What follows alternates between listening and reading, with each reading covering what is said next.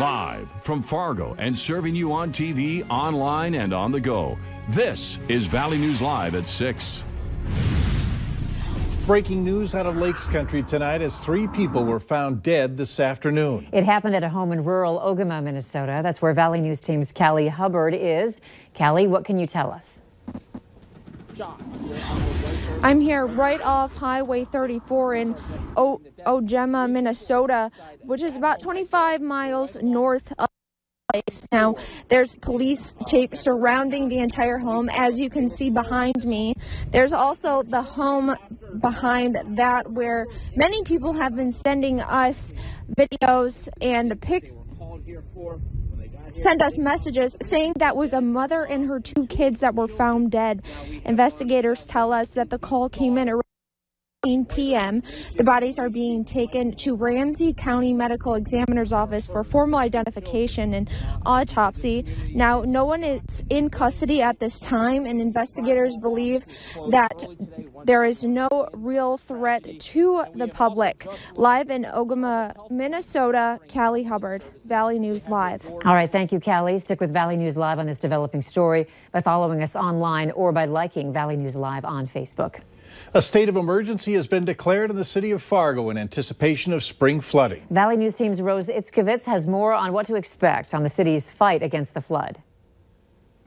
The city of Fargo is in danger of suffering a substantial flood event. The city of Fargo's Mayor Tim Mahoney declared a state of emergency to prepare for the spring's upcoming flood. My engineers and team have to order a variety of things which cost money. And receive some compensation for equipment from FEMA. North Fargo will be inconvenienced quite a bit, and the crossover between Moorhead and Fargo will be inconvenienced because you're only down to 2 bridges.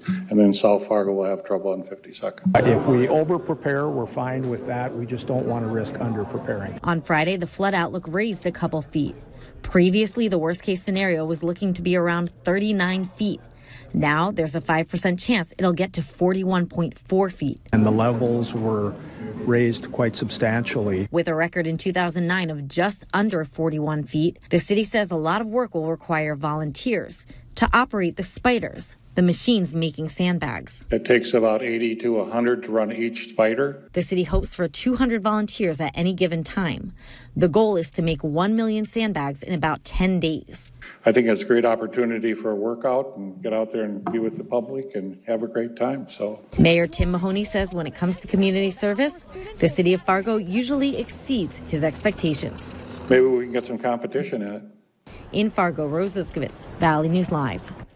The city says it will continue to get updates from the Weather Service twice a week to update on flood levels. It will have a broadcast flood meeting next Monday morning. There was some melting today, but not much. Slow going is what we want. Let's hear from Hutch, where today's temps have been we know what temps were today. What are they going to be like tonight, Hutch? Thanks so much, Mike. As we take a look outdoors, we are seeing some clouds move in.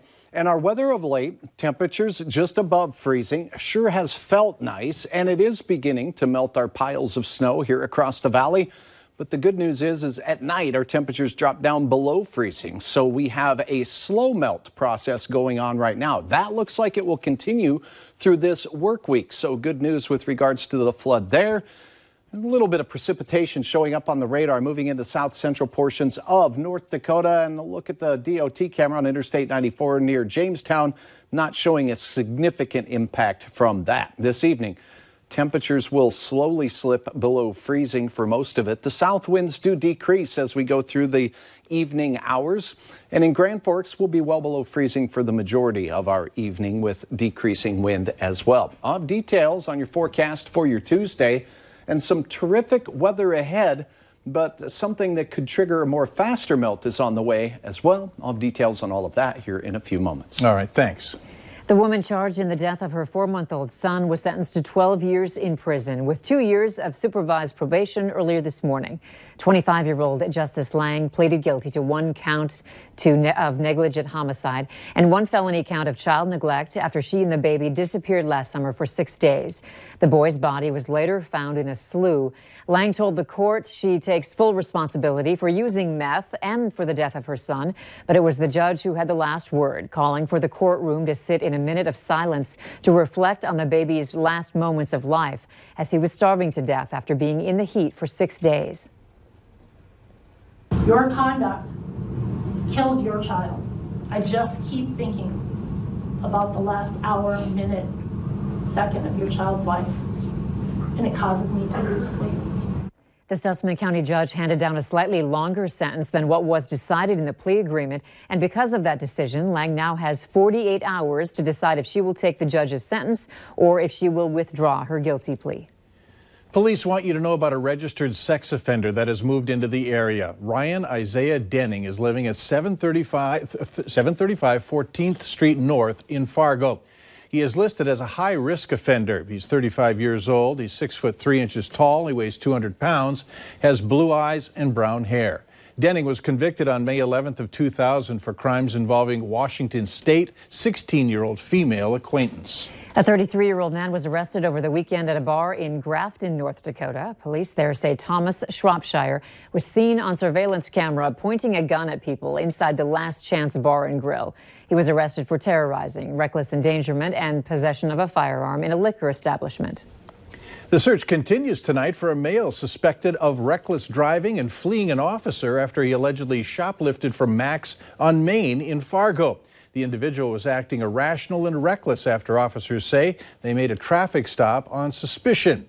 The officers say the man was digging inside his vehicle where he may have had access to weapons.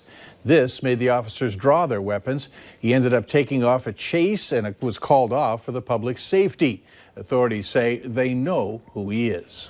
Police are looking for help tracking down whoever shot out dozens of car windows over the weekend. Nearly 40 vehicles in South Fargo had their windows shattered during a 24-hour period that started Friday night. Most of the vandalism happened east of 25th Street. 2 cars parked in driveways, on the street, and in a parking ramp. Police say it looks like a BB gun or pellet gun was used. If you saw anything suspicious, please call police. Shopko will be closing all remaining stores later this spring. The company announced today that despite its best efforts, a buyer was not found after announcing a plan for financial restructuring in January. The retailer, based in Wisconsin, operates 134 Shopko stores, 176 Shopko hometown locations, 18 Shopko pharmacy locations, and 5 Shopko Express stores. All locations are expected to close by June 16th. Later.